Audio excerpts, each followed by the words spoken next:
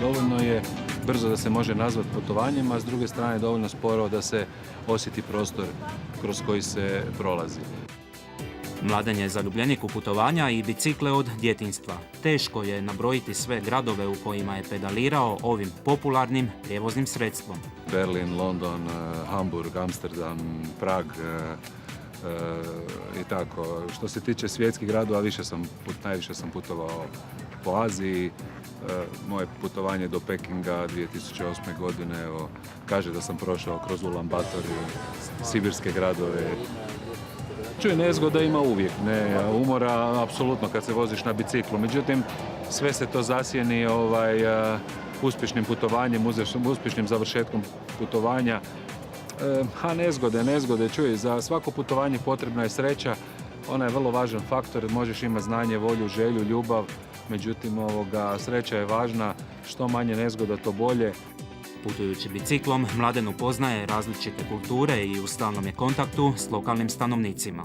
Recimo, evo primjer, putujete od Zagreba do Istanbula biciklom i onda ne krenete, nemate taj skok da ste preletjeli avionom iz Zagreba do Istanbula, nego prođete i kroz Bosnu ili kroz Makedoniju, kroz Grčku i tako dalje i onda na jedan način kroz razgovor s tim ljudima i prirodu koju ste dotaknuli se nađete u jednom novom prostoru kojeg onda u stvari bolje razumijete. Uvijek čovjeka oduševe one stvari koje su najegzotičnije mu, jel? Meni je zaista, o religijama ne znam mnogo, međutim onako kada se dođe na istok, kada se osjeti budizam, hinduizam ili taj šamanizam, onda je to recimo onako zgodno i daje neku novu dimenziju cijelom putovanju. Broj kilometara koje je prešao svih ovih godina uistinu je impresivan. Pa sram me je reći, zato što će rijetki povjerovati, ali kroz putovanja naravno, na biciklu znam da ide brojka blizu 300.000 kilometara. Ljudi kada ide da putujete biciklom onda razmišljaju da možda čak i nemate novaca, pa putujete biciklom. Međutim, putovanje biciklom zna biti skuplje nego putovanje avionom. Evo, spomenuo sam Istanbul, dakle vi danas možete za 100 eura ili možda malo više otputovati u Istanbul, a kada idete biciklom onda ćete uz doručke, ručke, večere, spavanja i potrošiti sigurno više. Prije 10 godina Mladen je osnovao biciklistički klub Pedalinac, koji okuplja zaljubljenike u pedaliranje. To je jedna udruga građana koja je zajednički naziv bicikl i putovanje biciklom.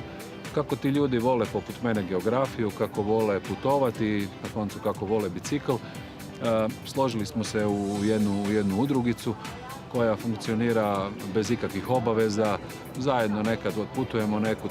Bicikl će popularizirati infrastruktura, što ona bude bolja i značajnija u gradskom prometu, ljudi će više koristiti bicikl.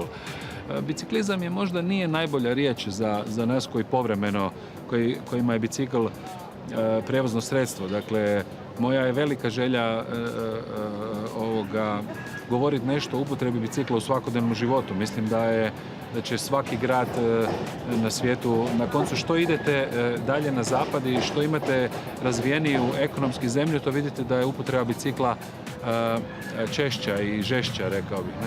Po biciklističkoj kilometraži 5 je puta napravio krug oko svijeta i tu ne planira stati. Moje najdraže putovanje je bilo 2012. godine kada sam poveo 17 pedalinaca na Olimpijske igre u London, jer nakon uspješnog putovanja kako smo imali kada smo došli u London i sreći kada 17 prijatelja, poznanika, ali kažem u tom trenutku već sigurno prijatelja, napravi nešto zajedno, onda je sreći, to je nema kraja. Puno je želja, malo vremena i novaca, ali imam jedan novi projekt, ako sve bude u redu, nadam se 2020.